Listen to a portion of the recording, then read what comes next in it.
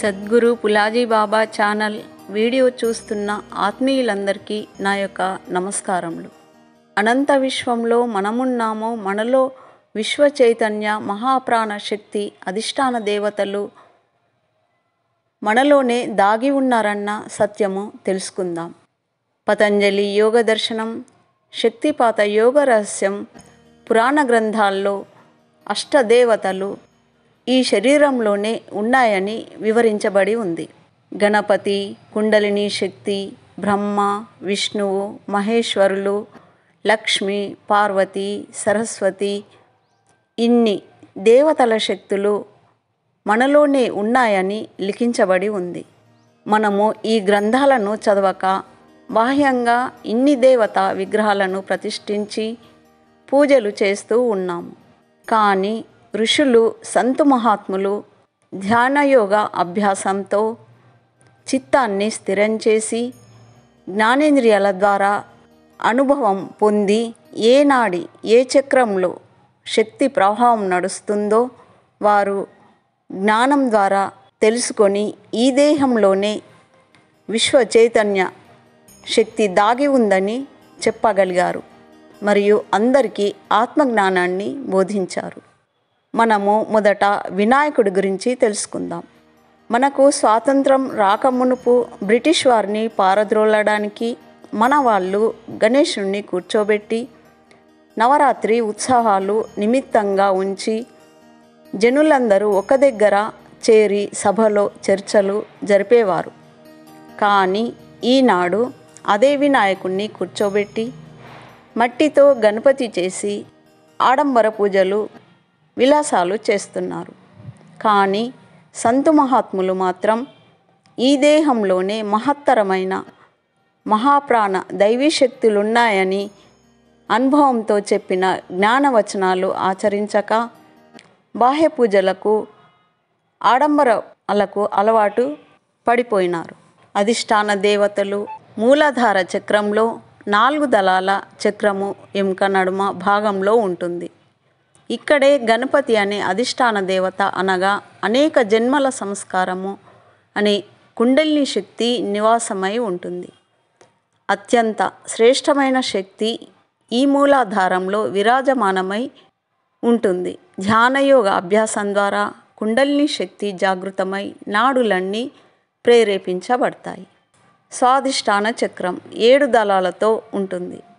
జననేంద్రియాల క్రింది భాగంలో, గుదాద్వారానికి పై భాగంలో ఉంటుంది. సృష్టి ఉత్పత్తి అంటే జీవ ఉత్పత్తి కార్యం చేసే రజోగుణాత్మక బ్రహ్మదేవుడు ఈ దళంలో అధిష్టాన దేవత శక్తి స్థిరమై ఉంటుంది.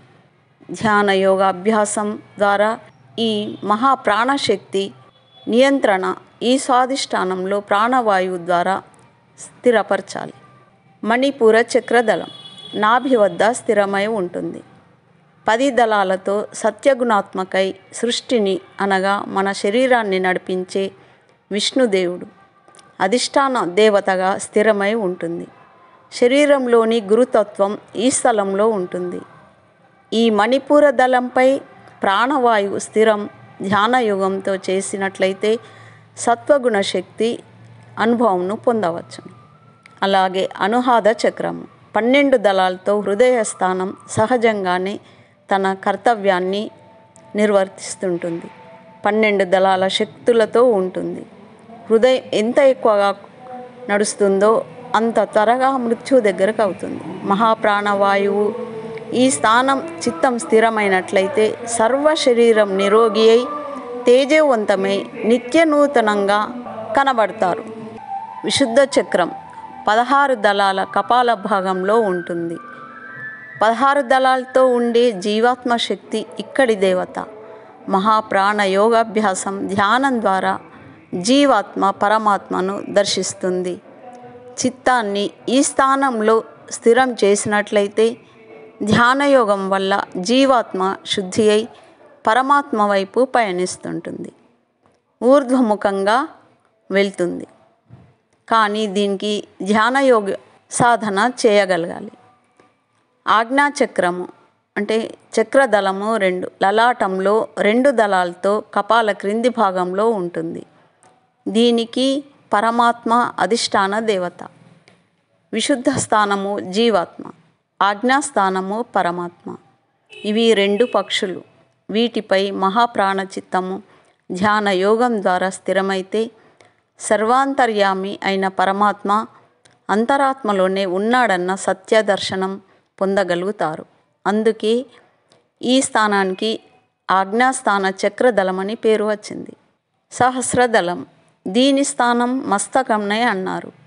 సుజ్ఞాన వాహకం, క్రియాశక్తి ప్రేరకములు అను రెండు గోళాలు ఉంటాయి. చిన్న మెదడు వ్యవహారానికి పనిచేస్తుంది, పెద్ద మెదడు జ్ఞానాన్ని బోధిస్తుంది. ఈ రెండు కలిసి సహస్రదళ స్థానంలో ఉంటాయి. ఈ మధ్య బిందువు నుండి శరీరమంతా క్రియాశక్తి నాడులు, జ్ఞానవాహక నాడుల ద్వారా శక్తి ప్రవాహం నడిపిస్తుంటాయి.